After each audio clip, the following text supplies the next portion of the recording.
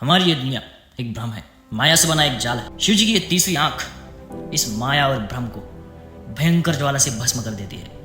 कहते हैं कि शिव जी अपनी तीसरी आंख खोलने से पहले कई बार चेतावनी देते हैं और बिल्कुल अंतिम क्षण में जब क्षमा की कोई भी जगह नहीं बचती, तब वो अपनी तीसरी आंख को खोलकर भयंकर विनाश कर देते हैं। पौराणिक कथाओं के अनुसार जब भी शिव जी ने अपनी तीसरी आंख खोली है, सब कुछ भस्म हो चुका है। भगवान इंद्र और देवगुरु बृहस्पति किसी दुविधा के समाधान के लिए शिव जी के पास जा रहे थे।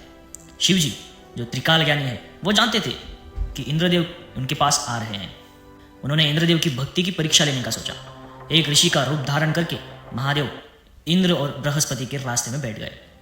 ऋषि को देख इंद्रदेव ने उनसे पूछा कि वो कौन है, और वो उनसे विनती करने लगे कि वो रास्ते से हट जाए। लेकिन शिव जी अपनी जगह से हिले नहीं। वो इंद्रदेव को नजरअंदाज करने लगे। इंद्रदेव ने बार बार अनुरोध किया कि वो रास्ते से हट जाए, लेकिन शिव जी ने नकार दिया और वहीं रास्ते पर अड़े रहे। इससे नाराज होकर इंद्रदेव ने उस साधु पर वार करने के लिए अपना वज्र निकाला। तो ये देख शिव जी क्रोधित हो गए और उन्होंने इंद्रदेव को शक्तिहीन कर दिया। इंद्रदेव के इस कारनामे से शिव जी को इतना गुस्सा आया कि उनकी दोनों आंखें क्रोध से लाल हो गई। शिव जी अपनी तीसरी आंख खोलने लगे, जिससे इंद्रदेव भस्म हो सकते थे। लेकिन बृहस्पति समझ गए कि ये ऋषि भगवान शिव ही है और उन्होंने शिव जी से माफी मांगी। बृहस्पति ने शिव जी की आंखों से आने वाली ऊर्जा को किसी और दिशा में भेजने की प्रार्थना की। शिव जी ने ये ऊर्जा एक समुद्र की तरफ केंद्रित कर दी। उनकी तीसरी आंख से निकलती इस ऊर्जा समुद्र में बहुत ऊंची लहरें पैदा कर दी। उछलते हुए लहरों और तूफानी लहरों के बीच शिव जी की ऊर्जा से वो जन्म हुआ जालंधर का, जो आगे चलकर असुरों का राजा बना। सती की मृत्यु के बाद भगवान शिव बहुत दुखी हो गए, इसलिए अपने इस दुख से उबरने के लिए वो एक गहरी समाधि में चले गए। कई साल गुजर गए, लेकिन शिव जी ने अपनी आंखें नहीं खोली।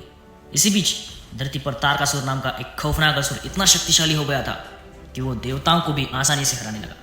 तारकासुर को ब्रह्मा जी से वरदान प्राप्त हुआ था, जिसके अनुसार उसकी मौत सिर्फ और सिर्फ भगवान शिव के पुत्र के हाथों ही होनी थी।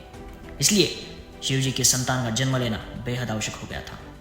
इस सब के उपाय के लिए देवताओं ने एक योजना बनाई कि प्रेम के देवता कामदेव शिव जी पर अपना तीर छोड़ेंगे। उनका मानना था कि उस तीर के लगते ही शिव जी के मन में फिर से प्रेम जाग जाएगा। काम देवता जानते थे शिव जी पर वार करना खतरे से खाली नहीं होगा, लेकिन धरती को असुर से बचाने के लिए और कोई उपाय नहीं था, इसलिए उसने तीर छोड़ा। शिव जी को अपनी अवस्था से अचानक बदलाव दिखा और वो अचानक से उठ गए। लेकिन शिव जी प्रेम में पड़ने की बजाय शिव जी अपना ध्यान भंग होने की वजह से क्रोधित हो गए। उन्होंने अपनी तीसरी आंख खोली और कामदेव को जलाकर भस्म कर दिया। कैलाश पर्वत पर देवी पार्वती एक दिन बहुत खुश थी।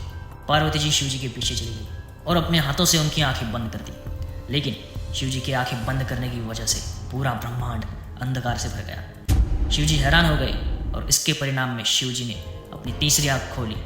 शिव जी की तीसरी आंख के अंदर की तीव्र ऊर्जा बाहर निकलने लगी। इस आग से हुई गर्मी के कारण देवी पार्वती के हाथों से पसीना टपकने लगा। देवी पार्वती के पसीने की बूंदें जमीन पर गिरी और वहां से जन्म हुआ एक खौफनाक राक्षस अंधकासुर का। शिव पुराण के अनुसार अंधकासुर एक क्रोधी, अंधा, अजीब आकार का और काले रंग का भयानक राक्षस था।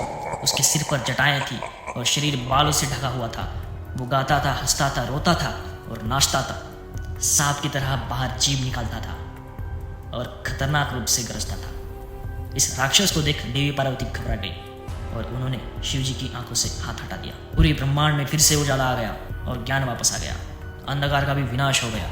जब जब शिव जी ने अपनी तीसरी आंख खोली है, सब कुछ भस्म हो चुका है, विनाश हो चुका है। लेकिन क्या होगा अगर आज त्रिदेव अपनी तीसरी आंख खोलते हैं? और वीडियो कैसी लगी प्लीज कमेंट सेक्शन में जरूर बता दीजिएगा। Thank you for watching this video. Make sure you guys subscribe to our channel. Tata bye bye.